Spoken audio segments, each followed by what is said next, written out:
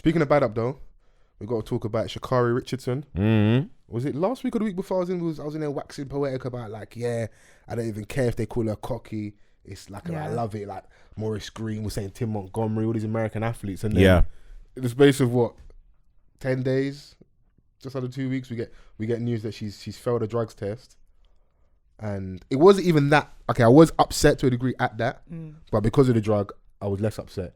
Yeah, but it's more the conversation and reaction after, where the same things I kind of lauded praise over in regards to like American cockiness.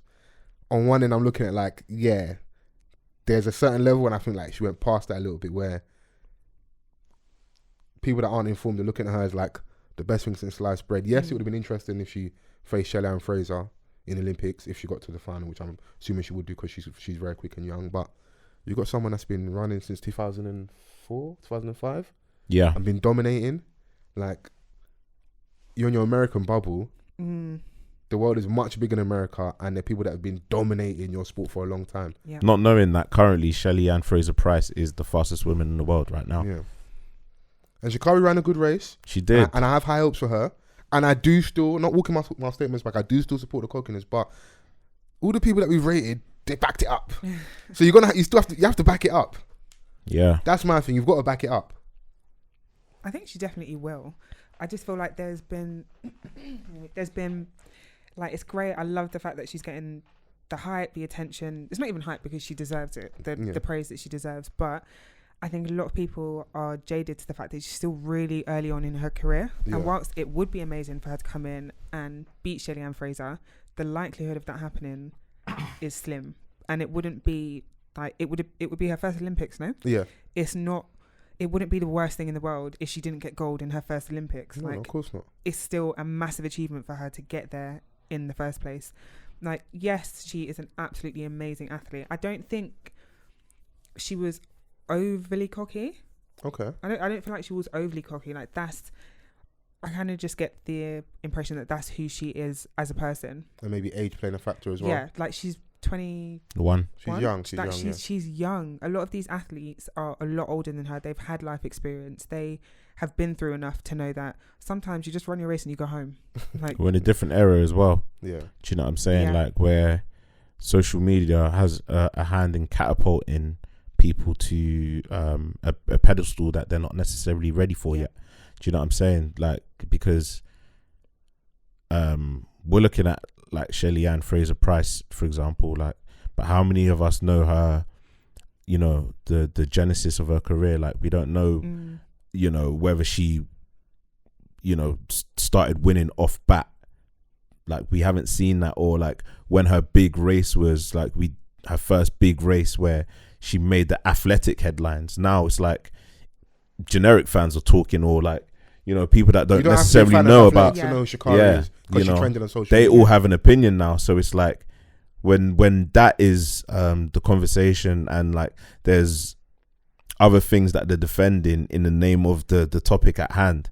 Do you know what I'm saying? Just because she's African American, like, you got a lot of people just talking when they don't even know athletics like that. That's where all these ignorant statements are coming from. Saying that, they're trying to block the young black girl, the fastest woman in the world.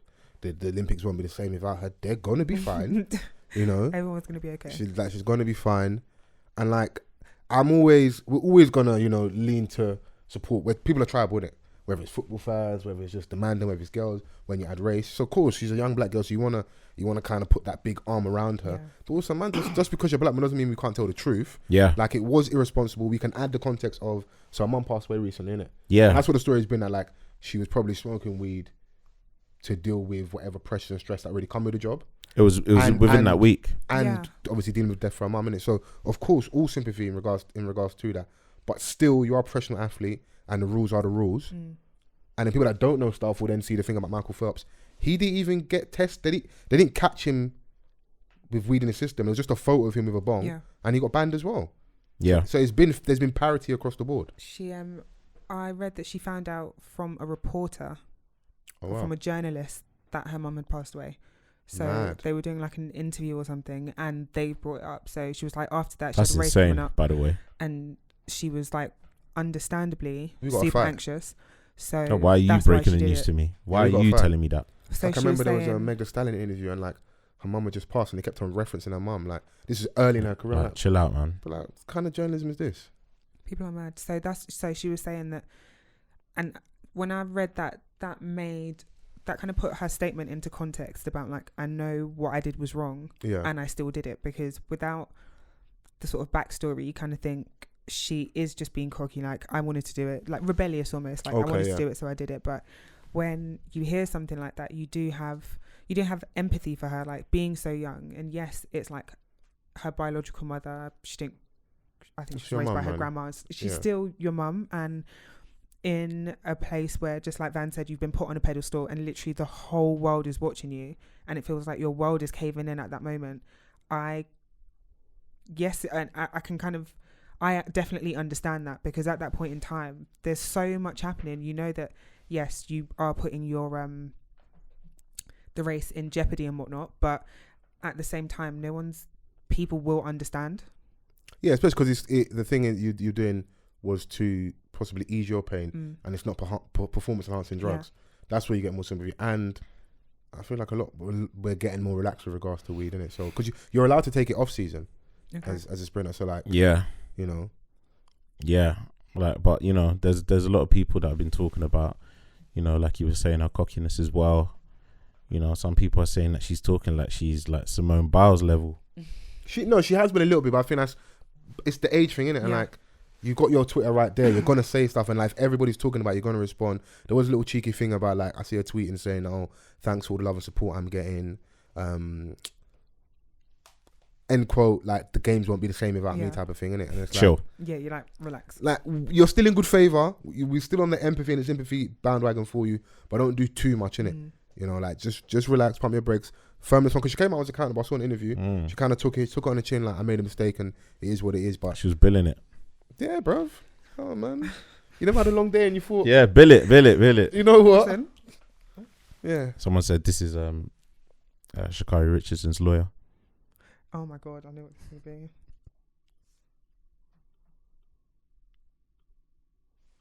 All right. Well, it's not playing. Technical difficulties. Let's go. You see? When you want to be doing Podmaster. It's not working. Oh, shit. Is it there? Oh yeah, the system's froze. Jesus computers, Christ. Guys, computers. But yeah, it even forced a wider conversation. Of what? Like about how people see weed. It's like there was that whole section of people saying, "Oh, like, why don't people just admit that they're addicted?" And then there's obviously people that are gonna be defensive over it. So it was just like a back and forth conversation. Both sides are valid. Like, people definitely are and don't want to, because how we look at our community. Yeah. The problem is that alcohol and people don't want to speak about that. Like, people are. Yeah. You know, you get the super defense like, no, it's not addictive, or all this, it's natural. And, you know, if you just, most of you aren't growing your own weed, you're buying it off man, and you don't know what they're spraying on there. Man are spraying asbestos, Dettol, mold room, like everything all over your thing. So everybody isn't getting like the purest of the pure, innit? Yeah, absolutely. Unless you're linking the old school rats, man, that's smoking cess and doing their thing. Yeah, but most of you aren't, innit? That's just the truth. Yeah. And everything isn't cookies. Like, allow me, bro. Like, yeah.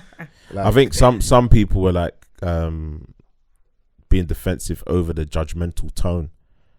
Yeah, because some people come across as like they've never done wrong and that, like, and that I do understand, because I'm not gonna flog her too much, because, bro, she's young and it's fucking weed, bro. Like, like, though the rules are the rules right now, but the wider conversation is, like you said, our attitude towards weed, and just some laws and rules are a bit archaic, innit? So, okay, cool. Those are rules that they stay in place right now, but we do maybe need to address this one and change it, innit? Because it's not helping her. One could argue it might even be hurting on one level. So, you know, because you're already letting them smoke out of season. Yeah. So what's the real difference? And you got and then I start looking at the other side when I'm trying to be sympathetic to a young black girl. How do black women, dark-skinned black women, get treated in athletics? You look at Caster Semenya. Yeah. And there was this other athlete who they said, who's got really high levels of testosterone, can't run the 400 meters, but can run the 200, or can't run the 200, but can run, like, I don't understand what's going on here. Always treated more harshly, you know, so, yeah. It's weird. But yeah, no, we definitely need to change our attitude towards it across the board. Yeah. It shouldn't be. The criminalization of weed should stop. Definitely. So that's only going to happen when it like becomes legalized, and then other people benefit off it and are able to capitalize, and that's and that's the sad thing about it. And then in retrospect, you look at all the people that have been stopped and searched for it, have gone to jail in regards to weed, and then it's going to become this cool thing that you can smoke in open coffee shops in Shoreditch. I can see it already. All of them like shisha spots in like this side of town. Because if you look at there's quite a lot of states now that have legalized it. Yeah. You know, from like at first it was for medicinal purposes. Now it's like more recreational. So, I don't know when that's going to happen here, but I feel like once they find it'll be an economy booster for sure. That's it. Once they find a way to benefit from it and get a system in place that they can control. Yeah. I feel like then they'll be like, okay, cool. Yeah, no, I'm with you. But yeah, shout out to Sha'Carri Richardson, man.